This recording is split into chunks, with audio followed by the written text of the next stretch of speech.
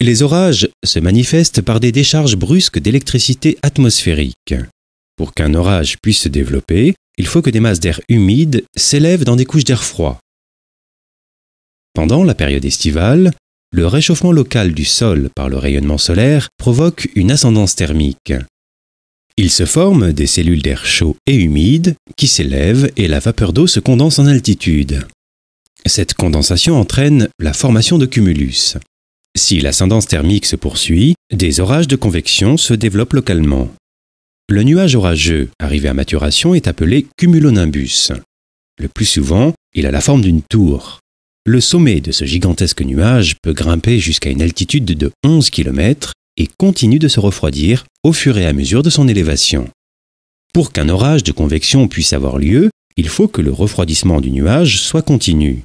L'élévation constante de masse d'air chaud engendre alors une zone d'instabilité.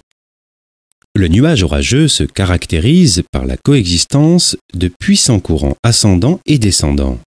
Les masses d'air ascendantes condensent la vapeur d'eau et leur refroidissement est ralenti par la chaleur latente de condensation.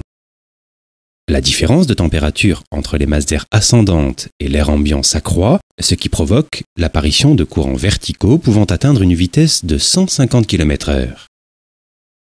La rapidité et la contiguïté des courants ascendants et descendants engendrent un frottement entre les différentes particules d'air du nuage, entraînant ainsi la formation d'énormes champs électriques. Ces potentiels, qui peuvent atteindre entre 20 et 60 millions de volts, se déchargent brusquement dans l'atmosphère, ce qui provoque l'apparition du tonnerre et des éclairs.